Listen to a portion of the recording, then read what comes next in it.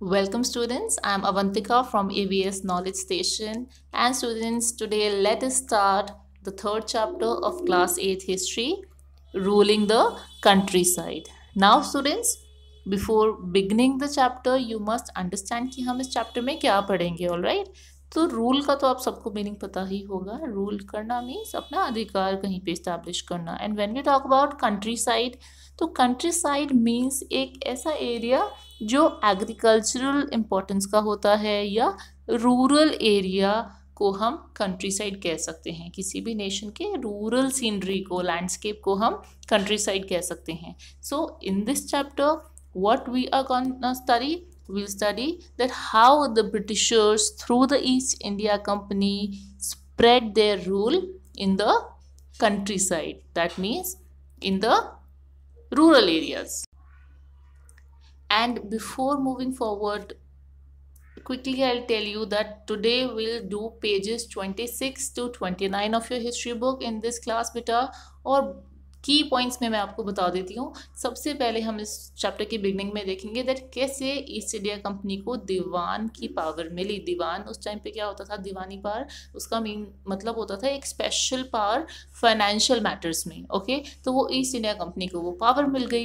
And east India company को जब ये पावर मिली तो उन्होंने उसका सही यूज़ नहीं किया, क्योंकि उन्होंने अपना सारा फोकस सिर्फ ट्रेड पर रखा और सेल्फ प्रॉफिट में रखा. उन्होंने लोगों के प्रॉफिट वेलफेयर का बिल्कुल भी ध्यान नहीं रखा.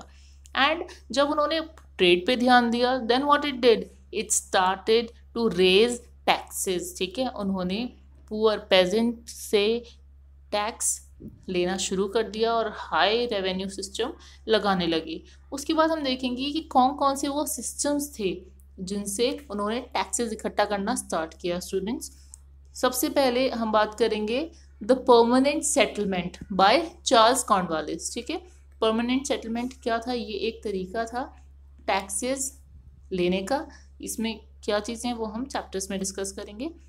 फिर था एक महलवारी सिस्टम. सारे विलेजेस को ना महल्स में डिस्ट्रीब्यूट कर दिया था, और ये सिस्टम हॉल्ट मैकेंजी ने 1822 में डिवाइस करा था. तो इसमें क्या था ये हम देखेंगे. नेक्स्ट चीज़ हम आज की क्लास में देखेंगे कि रयतवारी सिस्टम थॉमस मनरो का क्या सिस्टम था, उसमें कैसे किसानों को सेटिस्फाई किया गया या नहीं किया गया. ऑलराइट, और इसमें एक्चुअली क्या हुआ कि ये सारे सिस्टम्स कोई भी एफिशिएंट नहीं चल पाया, क्योंकि लोग बहुत ही डिससेटिस्फाइड हो गए. ये सारे system it resulted in total failure because common लोगों की और फार्मर्स की स्पेशली बेटा कंडीशन वर्स होती गई, खराब होती गई. Okay, and that is how will study that what all was done by the East India Company. So बेटा we'll start from page number 26 of your history book. इसमें आप सबसे पहले एक फिगर देख सकते हैं जिसमें दिखाया जा रहा है दैट रॉबर्ट क्लीव हैं जो एक्सेप्ट कर रहे हैं दीवानी ऑफ बंगाल. बंगाल में ही पहले ईस्ट इंडिया कंपनी का सेंटर था ना, तो बंगाल की दीवानी उनको सबसे पहले मिली, बंगाल, बिहार एंड उड़ीसा की. और उनको दी किसने, by the Mughal ruler in 1765. देखिए वो हैंड ओवर कर रहे हैं ना सेंटर में, ये मुगल रूलर रॉबर्ट क्लीव को एक डॉक्यूमेंट हैंड ओवर कर रहे हैं. तो इस डॉक्यूमेंट में क्या था, पावर देने का स्टेटस की डील. ठीक है, एक डील थी, और उस डील में दर्जा क्या मिल रहा था, लेवल क्या मिल रहा था ईस्ट इंडिया कंपनी को, the level was of diwan. Okay, power को दीवानी बोल सकते हैं, और वो क्या बन गए, दीवान बन गए. दीवान का क्या मीनिंग है बेटा, एक स्पेशल ग्रांट जिसमें फाइनेंशियल मैटर्स पे सारे डिसीजंस लेने का हक होता है. ठीक है, what do you mean by diwan, will say it is a special power to make decisions regarding all the financial matters. ठीक है, तो कब हुआ था ये, ऑन अगस्त 12, 1765 मुगल एम्परर ने अपॉइंट किया ईस्ट इंडिया कंपनी को as Bengal of diwan, diwan of Bengal. और एक्चुअल इवेंट रॉबर्ट क्लीव के टेंट में ही ये हुआ जो आप देख सकते हैं. और ये पेंटिंग है एक्चुअली, और इस पेंटिंग में दिखाया गया कि ये बहुत ही मेजेस्टिक ओकेजन था. मेजेस्टिक मतलब बहुत इम्पोर्टेंस हो जिसकी फॉर द किंगडम. ओके, और बेटा बड़ी ग्रैंड तरीके से ये हुआ था. और जो पेंटर जिसने पेंटिंग बनाई है, स्पेशली रॉबर्ट क्लीव ने उसको बुलाया था to record this memorable event. ठीक है, रॉबर्ट क्लीव के लिए ये इंपॉर्टेंट था इवेंट, इसलिए स्पेशली पेंटर को बुलाया था जिससे कि वो इसको रिकॉर्ड कर पाए। अब बेटा ये इवेंट बहुत ही इम्पॉर्टेंट था ब्रिटिशर्स के लिए। Understood this much? क्यों इम्पॉर्टेंट था? Because as diwan the company became the chief financial administrator of the territory under its control. अगर कोई भी एडमिनिस्ट्रेटर बन जाता है ना, that means he has all the powers regarding the rules. तो अब ईस्ट इंडिया कंपनी को पावर मिल गई। पहले तो वो ट्रेड के थ्रू ही करना चाह रहे थे रूल, पर अब उनको एक्चुअल में चीफ फाइनेंशियल पावर मिल गई थी कि वो जो भी टेरिटरी है बंगाल, बिहार, उड़ीसा की, उस पर अब उसी का कंट्रोल होगा। अब वो एडमिनिस्टर कर सकते थे, ऑर्गेनाइज कर सकते थे चीज़ों को, पैसे के अच्छे से यूज़ कर सकते थे, और ये करना भी उनको ऐसे तरीके से चाहिए था कि सबका भला हो। बट उन्होंने सारा फोकस किस पे रखा? They only focused on the revenue, कि रेवेन्यू कंपनी को मिले। ठीक है, और कंपनी के जो खर्चे थे उनको मीटअप करना इनकी प्रायोरिटी बन गई, इनका एम बन गया। ठीक है, और ये एक ट्रेडिंग कंपनी थी बेटा, तो इसको इंश्योर करना था कि जो भी ये ट्रेड करती आई है ये अपने ट्रेड पे ज़्यादा फोकस करने लगी rather than the people. Alright, so over the years the company learned that it had to move with some caution। धीरे धीरे इसको लगा कि बहुत ध्यान से इसको आगे बढ़ना चाहिए, क्योंकि ये एलियन पार्ट थी, है ना, ज़्यादा लोगों के बारे में नहीं पता था ब्रिटिशर्स को। So it needed to pacify those who in the past had ruled the countryside. मतलब पैसिफाई होता है किसी को शांत करना, ओके, किसी को अपने कंट्रोल में करना भी आप कह सकते हैं। तो किसको पैसिफाई करना था? जो पहले से यहाँ के रूलर्स थे उनको पैसिफाई करना एम बन गया ब्रिटिशर्स का। तो उन्होंने बाय हुक और बाय क्रुक ये मुगल एम्परर्स को उन्होंने पैसिफाई करा, अपने कंट्रोल में करा एक तरह से, और फिर धीरे धीरे उनसे अथॉरिटी और प्रेस्टीज ले ली। प्रेस्टीज होती है एक respectful power. Okay, so those who had held local power had to be controlled but they could not be entirely eliminated. उन्होंने कहा कि वो एकदम से मुगल एम्परर्स को ख़त्म नहीं कर सकते थे, वॉर नहीं कर सकते थे, हटा नहीं सकते थे, इसलिए उन्होंने धीरे धीरे कंट्रोल करना स्टार्ट करा। और जो हमें दिख गया है ना, मुगल एम्परर ने खुद ही दीवान की पावर उनको दी। तो ये बहुत ही टैक्टफुल तरीके से ईस्ट इंडिया कंपनी और ब्रिटिशर्स ने किया। ठीक है, और आगे कैसे वो चाह रहे थे कि वो एक्सपैंड करें, ये सारी चीज़ें हम देखेंगे कि that how the company came to colonize the countryside, organize revenue resources, redefine rights of people and produce the crops it wanted. सब कुछ ईस्ट इंडिया कंपनी ने अपने हिसाब से किया। क्या चीज़ें?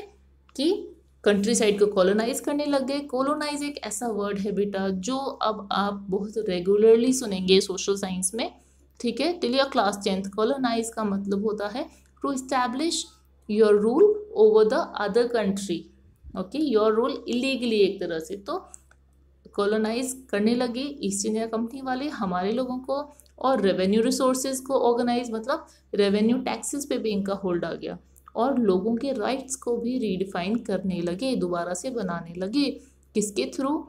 और ये इन्होंने क्रॉप्स को भी, जो इनको क्रॉप्स चाहिए थी ब्रिटेन के पॉइंट ऑफ व्यू से, जो प्रॉफिटेबल क्रॉप्स थी, वो सारी क्रॉप्स प्रोड्यूस करनी स्टार्ट करी। ठीक है, सो आपको अभी तक क्या याद? सो बेटा आपको ये चीज़ फर्स्ट ऑफ ऑल ध्यान रखनी है कि 12 अगस्त 1765 को Robert cleave received the Diwani of Bengal and the East India Company becomes the Diwan of Bengal, Odisha and Bihar. Okay, and see on August Mughal emperor ने अपॉइंट किया, और दीवान बनने के बाद company became the chief financial administrator. और अब company को क्या चाहिए था? The company wanted large revenue income. Now see students, company दीवान बन चुकी थी, बट अभी भी it saw itself primarily as a trader. ज़्यादा पावर मिलने के बाद भी अब इनका एटीट्यूड चेंज नहीं हुआ था, इनको पावर एक्सरसाइज करना नहीं आ रहा था। दे थॉट कि हम तो ट्रेडर हैं मेन, और इसलिए इन्होंने सारा फोकस कहाँ रखा? रेवेन्यू इकट्ठा करने में। It wanted large revenue income, और ये कोई रेगुलर सिस्टम नहीं इस्टेब्लिश कर रहे थे, कोई भी कलेक्शन का तरीका सिस्टमैटिक नहीं बना रहे थे, बस चाहते तो थे कि रेवेन्यू बढ़े, क्यों बढ़े? बिकॉज दे वांटेड कि कॉटन और सिल्क क्लॉथ को खरीदा जाए, है ना, अच्छी क्वालिटी को चीपली खरीदा जाए। और 5 साल में बेटा जो वैल्यू ऑफ गुड्स थी, जो कंपनी खरीदती थी, उसकी वैल्यू बढ़ गई बंगाल में। ठीक है, क्यों? क्योंकि ये ट्रेड पे सारा फोकस कर रहे थे। और 1865 से पहले तक क्या होता था, कंपनी गोल्ड और सिल्वर को इंपोर्ट करती थी ब्रिटेन से, और फिर इंडिया में गुड्स परचेज करती थी, गोल्ड और सिल्वर देती थी लोगों को और यहाँ से गुड्स परचेज करती थी। पर अब जो दीवान बनने के बाद और 1865 के बाद थोड़ा सा रेवेन्यू कलेक्शन सिस्टम चेंज हुआ। अब बेटा बंगाल क्या करने लगा, वो परचेज करने लगा गुड्स को और वो एक्सपोर्ट करने लगा। ठीक है ना, पहले वो इंपोर्ट करते थे गोल्ड वगैरह को, पर अब क्या करने लगे, अब गुड्स को यहाँ से एक्सपोर्ट किया जाने लगा। ठीक है, कहाँ से? बंगाल से। और ये देखा जाने लगा कि बंगाल की इकोनॉमी क्राइसिस में है। क्राइसिस में क्यों है? क्योंकि जो कारीगर थे, आर्टिजन्स थे, वो अपने विलेजेस छोड़ छोड़ के जा रहे थे। दे वर गोइंग बिकॉज उनको फोर्स किया जा रहा था कि वो सारे प्रोडक्ट्स कंपनी को सेल करें सस्ते दाम में। ठीक है ना, यही इसीलिए बंगाल इकोनॉमी क्राइसिस में आई। किस लिए? क्योंकि कारीगर वहाँ से अपना घर छोड़ के जा रहे थे, उनको फोर्स किया जाता था कि वो चीप उसमें अपने दाम में अच्छी क्वालिटी। अब देखिए, कारीगर का बनाया हुआ सामान बेटा बहुत महंगा होता है, क्योंकि वो हैंडमेड होता है और बहुत ही अच्छे कारीगर बनाते हैं। पर ब्रिटिशर्स क्या करते थे, सस्ते में उनसे खरीद के और फिर एक्सपोर्ट करते थे। जो फार्मर्स थे वो भी नहीं दे पा रहे थे टैक्सेस, रेवेन्यूज जो उनसे डिमांड की जाती थी। आर्टिसनल प्रोडक्शन क्या होता है कि जो भी कारीगरों का जो भी प्रोडक्शन था उस सब में कमी आ गई थी, और ये दिख रहा था इजीली कि कैसे एग्रीकल्चरल कल्टीवेशन कोलैप्स हो जाएगा। और तभी 1770 में ये भी हुआ था, बहुत ही बुरा फेमाइन होता है अकाल, वो पड़ गया था। उसकी वजह से बंगाल में ही 1/3 पॉपुलेशन ख़त्म हो गई थी। ओके, सो ये हमको बता रहे हैं कि कैसे जो एक बैकग्राउंड था इंडिया का, उसमें बहुत मेहनत करने की ज़रूरत थी, पर ईस्ट इंडिया कंपनी ने वो मेहनत नहीं करी। उन्होंने सारा फोकस सिर्फ अपने ही ऊपर रखा। सो अब जब प्रॉब्लम्स उनके सामने थी, so they felt the need to improve agriculture. ठीक है, उन्होंने देखा कि ज़्यादातर लोग एग्रीकल्चर प्रैक्टिस करते हैं, तो हम एग्रीकल्चर को ही इम्प्रूव करेंगे। ठीक है, सो ज़्यादातर कंपनी ऑफिशियल्स को लगा कि हमें जो ज़मीन है ना, लैंड, उसमें इन्वेस्टमेंट करना चाहिए और तभी एग्रीकल्चर इम्प्रूव होगा। तो कोई भी पॉलिसी बनाने से पहले यही होता है कि कैसे किया जाए। ठीक है ना, तो how was this to be done? 2 decades के बाद डिबेट होने लगी कि कैसे किया जाए। तो 1793 में एक परमानेंट सेटलमेंट नाम की पॉलिसी अडॉप्ट की गई। इस पॉलिसी में क्या था बेटा, कुछ ही लोगों को राइट्स दिए गए, जमींदारी राइट्स। कौन थे वो कुछ लोग? राजा और दूसरे थे तालुकदार्स होते हैं जो किंगडम के ही पार्ट होते हैं, राजा महाराजा के घराने से जो ताल्लुक रखते हैं वो ही तालुकदार्स होते हैं। ठीक है, तो राजा और उन्हीं के रिलेशन के जो तालुकदार्स हो गए, सिर्फ उन्हीं को राइट मिला कि यही जमींदार बनेंगे और ये क्या करेंगे, they were asked to collect rent from the peasants. ठीक है, पेजेंट्स कौन होता है? फार्मर होते हैं बेटा, पेजेंट्स। ठीक है, तो वो किसानों से रेंट कलेक्ट करेंगे और फिर वो जमा कराएंगे ईस्ट इंडिया कंपनी को। ठीक है, राजा और तालुकदार्स, और जो अमाउंट पे करना था उन्हें कंपनी को, उसको फिक्स कर दिया। ठीक है, उन्होंने कहा कि चलो हम इसको ना कभी भी बढ़ाएंगे नहीं, जो हम आपसे पैसे ले रहे हैं या रेंट या टैक्स ले रहे हैं इसको बढ़ाएंगे नहीं, इसलिए इसका नाम परमानेंट सेटलमेंट रखा बेटा। और ये इसलिए किया गया था कि अगर हम पहले ही कह देंगे ना बढ़ाएंगे नहीं, तो लोग रेगुलरली देते रहेंगे और कंपनी की जो रेवेन्यू वो है वो बढ़ जाएगी। ठीक है, और ज़मींदार मतलब सब अच्छे से काम करेंगे अगर हमने परमानेंट रूल्स बना दिए हैं तो। ओके, पर हुआ क्या, जो वो चाह रहे थे वो नहीं हुआ। जो स्टेट में रेवेन्यू की डिमांड थी वो पूरी नहीं हो रही थी। ओके, सो अब एक प्रॉब्लम फेस हुई। प्रॉब्लम क्या फेस हुई कि कंपनी ऑफिशियल्स ने ये देखा कि जमींदार जो थे वो सिर्फ पैसा इधर से उधर दे रहे थे, वो जमीन को बेटर बनाने के लिए कुछ भी इन्वेस्टमेंट नहीं कर रहे थे। ये लाइन है ना, देखिए, officials soon discovered that zamindars were in fact not investing in the improvement of land। तो रेवेन्यू तो फिक्स हो गया, पर कॉस्ट जो थी वो हाई थी।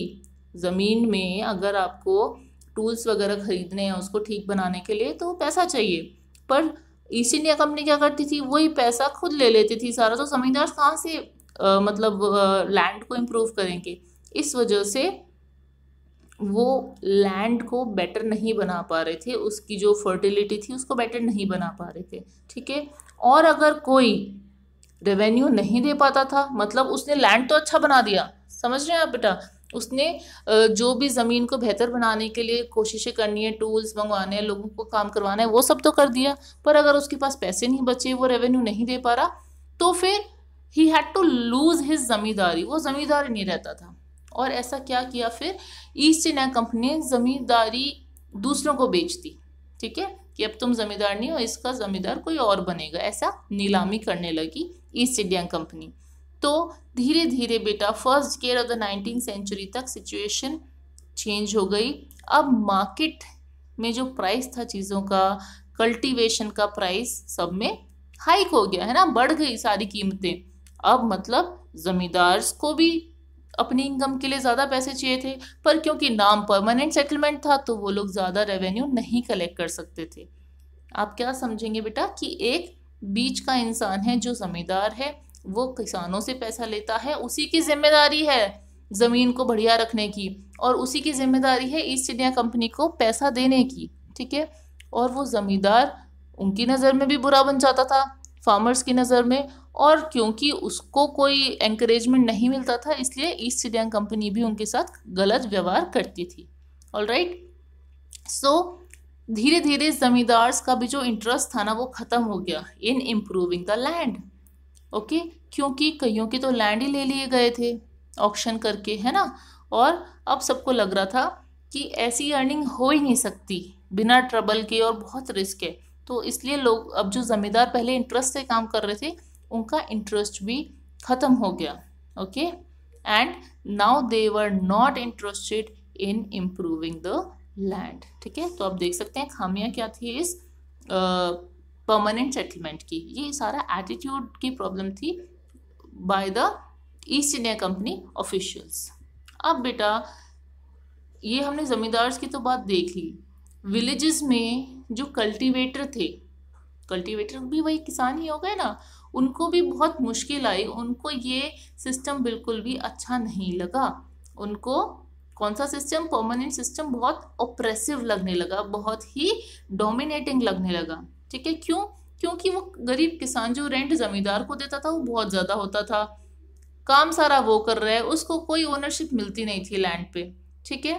तो उसको कर्जा ले लेके, मनी लेंडर्स कौन होते हैं, जो कर्जा देते हैं, तो कर्जा ले लेकर उसको आगे वो देना पड़ता था रेवेन्यू, और जब वो रेंट नहीं दे पाता था तो उसको उस ज़मीन से ही हटा दिया जाता था, जो वो जनरेशन से दादा के दादा भी उस ज़मीन को ही बोते आ रहे थे, तो उस ज़मीन का भी उसको ओनरशिप नहीं मिलती थी, ठीक है। तो इस परमानेंट सेटलमेंट के सिस्टम में भी अब प्रॉब्लम फेस होने लगी। तो ये देखा गया कि अब कंपनी ऑफिशियल्स को लगा कि चलिए अब दूसरा सिस्टम कोई बनाते हैं, एक बेटर सिस्टम, ठीक है। तो अब क्या बना, अब एक दूसरा सिस्टम बना। इसमें क्या हुआ, इन्होंने सोचा कि कैसे हम रेवेन्यू को फिक्स भी करते रहें और धीरे धीरे ट्रेड के हिसाब से जब ज़रूरत हो तब बढ़ाते भी रहें। तो बेटा अब आपको सबसे पहले ध्यान देना पड़ेगा कि हमने जो परमानेंट सेटलमेंट पढ़ा था वो कहाँ पे था, वो बंगाल और इस साइड था, बंगाल, उड़ीसा और बिहार में, ठीक है, ध्यान रखनी है आपको ये चीज़। अभी जो न्यू सिस्टम बना था ये बना था इन नॉर्थ वेस्टर्न प्रोविंसेस, ठीक है, फिलहाल बंगाल प्रेसिडेंसी, बट ज़्यादातर वो एरियाज अब यूपी में आते हैं। और एक ब्रिटिशर ही था हॉल्ट मैकेंजी, इसने ये सिस्टम बनाया और 1822 से इस सिस्टम को इम्प्लीमेंट किया गया, जिसका नाम था सिस्टम का महलवारी सिस्टम। महलवारी सिस्टम में ये देखा गया कि जो विलेजेस होते हैं ना वो सबसे ज़रूरी इंस्टीट्यूशन है इंडियन सोसाइटी में, और उनको बचा के रखना बहुत ज़रूरी है। तो मैकेंजी ने डायरेक्शन दिया, आदेश दिया कि कुछ कलेक्टर्स होंगे जो गांव से गांव जाएंगे और इंस्पेक्ट करेंगे किसके पास कितनी ज़मीन है, फील्ड है, और हर तरह से देखेंगे कि कौन सी कम्युनिटी के पास ज़्यादा लैंड है, कम लैंड है, ये सारी लिखत पढ़त वो करेंगे। एंड फिर लैंड या फील्ड के हिसाब से ही रेवेन्यू कलेक्ट होगा। जिसके पास ज़्यादा लैंड है उसको ज़्यादा रेवेन्यू देना पड़ेगा, और जिसके पास कम लैंड है, कम फील्ड है, वो कम रेवेन्यू देगा। तो हर विलेज को बोल दिया गया महल, और इस सिस्टम को बोला गया महलवारी सिस्टम या महलवारी सेटलमेंट। ठीक है, ध्यान रहेगा आपको। ओके, और उन्होंने ये भी पहले कह दिया कि हम इसमें परमानेंटली फिक्स नहीं रखेंगे रेवेन्यू को, इसको भी हम समय समय पे रिवाइज करते रहेंगे। रिवाइज मतलब चेक और राइज। ऑलराइट। और जो चार्ज था, पहले हमने क्या देखा, परमानेंट सेटल में जमींदार बना दिया गया था, ठीक है ना। और इस सिस्टम में जो कलेक्शन का वो था रिस्पॉन्सिबिलिटी, वो दे दी गई थी सरपंच को। जमींदार को नहीं, विलेज हेडमैन को, जिसको हम बोलेंगे सरपंच। ठीक है ना बेटा। क्या सिस्टम था, एक बार फिर से रिवाइज करते हैं कि महलवारी सिस्टम में हर विलेज को कैटेगराइज कर दिया और हर विलेज के सरपंच को बोला कि आपकी जिम्मेदारी है हर फील्ड को मेजर करो, कम्युनिटी का सारे हिसाब से आप उसका एक पूरी लिस्ट बनाएंगे और उस हिसाब से चार्ज करेंगे रेवेन्यू, और वो जमा कराएंगे ऑब्वियसली ईस्ट इंडिया कंपनी को। ठीक है ना। Let us revise one. देखिए बेटा, ये एक आपको समरी दिखा रखी है। परमानेंट सेटलमेंट कहाँ कहाँ पे है, बंगाल, बिहार और उड़ीसा में, जो रेड सर्कल से है। फिर ब्लू सर्कल की बात करेंगे, Mahalwari system, north west regions, ये आ गया है Rajasthan, Gujarat, half Madhya Pradesh, Haryana, Punjab and also UP. ठीक है। तो महलवारी सिस्टम में कलेक्शन की जिम्मेदारी किसको थी, विलेज हेडमैन को थी। और वो क्या चाहते थे, वो बस ये चाहते थे कि उनका जो कलेक्शन है ना revenue system east India company का, वो स्ट्रेंथन होना चाहिए। ठीक है। और इस सिस्टम के बाद एक और सिस्टम इंट्रोड्यूस किया जो कि स्पेशली साउथ इंडियन रीजन्स में, साउथ इंडिया में ज़्यादा प्रिवेल किया, जिसको हमने बोला रयतवारी सिस्टम बेटा। ठीक है। तो अब हम पढ़ते हैं, देखते हैं ये रयतवारी सिस्टम क्या है। देखिए बेटा, अब हम पढ़ेंगे द मुनरो सिस्टम। आप फिगर 4 में देख सकते हैं थॉमस मुनरो, जो कि गवर्नर थे of Madras from 1819 to 1826। Now students, south में भी जो ब्रिटिश टेरिटरीज थी, वहाँ पे भी लोग परमानेंट सेटलमेंट को अच्छा नहीं मान रहे थे। ठीक है, खुश नहीं थे, सेटिस्फाइड नहीं थे। तो एक न्यू सिस्टम डिवाइस किया गया जिसको बोला गया रयतवारी सिस्टम। रयत का मतलब ही होता है फार्मर। ठीक है, ध्यान रहेगा ना आपको। एक इसको ट्राई किया गया सबसे पहले इस रयतवारी सिस्टम को बाय कैप्टन अलेक्जेंडर रेड कुछ एरियाज में। ठीक है, जब टीपू सुल्तान के साथ वॉर हुआ था ना और कंपनी ने वो एरिया को जीत लिया था, आपने लास्ट चैप्टर में पढ़ा था, तो उसके बाद ये रयतवारी सिस्टम को इंट्रोड्यूस किया तो था कैप्टन अलेक्जेंडर रेड ने, पर बेटा इस सिस्टम को प्रॉपरली डिवाइस और डेवलप करा थॉमस मुनरो ने। ठीक है, और इसको एक्सटेंड कर दिया पूरे साउथ इंडिया में। अब रीड और मुनरो दोनों को लगा कि साउथ में ना कोई ट्रेडिशनल जमींदार नहीं थे जैसे नॉर्थ इंडिया में होते थे, तो उन्होंने कहा कि हमें डायरेक्टली कल्टीवेटर्स से, फार्मर से, रयत से, ये सारे सिनोनिम्स हैं बेटा। कल्टीवेटर मतलब उगाने वाला, रयत मतलब फार्मर, फार्मर मतलब पेजेंट। ठीक है, तो मुनरो का और रीड का ये मानना था कि जो खेती होती है कंट्री साइड में, जो भी कल्टीवेशन हो रहा है, उसमें सबसे बड़ी किसी की अगर रिस्पॉन्सिबिलिटी और रोल है तो वो है उन रयट्स का, जो जनरेशन से उस ज़मीन को देख रहे हैं, जोत रहे हैं, टिल कर रहे हैं। ओके, तो उन्होंने कहा कि उनकी फील्ड को केयरफुली और सेपरेटली सर्वे किया जाएगा। ठीक है, और उसके बाद ही हम कोई रेवेन्यू सिस्टम बनाएंगे। मुनरो थॉट कि they should act as paternal father figures protecting the ryots under their charge. ठीक है, अब मुनरो को क्या लगा कि रयट्स का भी थोड़ा सा हमें ध्यान रखना चाहिए, पर ये देखा गया बेटा कि जितने भी ये न्यू सिस्टम डिवाइस हो रहे थे ऑल ओवर इंडिया में, ना तो उनमें से कोई भी सिस्टम में ज़्यादा क्लैरिटी थी और ना ही वो अच्छे से इम्प्लीमेंट किया जा रहा था। बस उसमें एक ही चीज़ समझ आती थी कि बस इनकम चाहिए, ईस्ट इंडिया कंपनी को हाई टैक्स कलेक्ट करना है, but they are not concerned about the wellbeings of the peasants. और इसका रिजल्ट क्या हुआ? Peasants were unable to pay. Okay, ryots fled the countryside. जब वो पे नहीं कर पा रहे हैं तो वो भाग गए। फ्लेड मीन्स वहाँ से भाग जाना। They disappeared, escaped the countryside. बेचारे जो इतने सालों से, जनरेशन से अपना ज़मीन जोतते थे, वो वहाँ से भाग गए ईस्ट इंडिया कंपनी के डर से। और villages became deserted in many reasons, मतलब बिल्कुल सुनसान हो गए रीजन्स, क्योंकि भाग गए ना लोग वहाँ से, फार्मर्स भाग गए।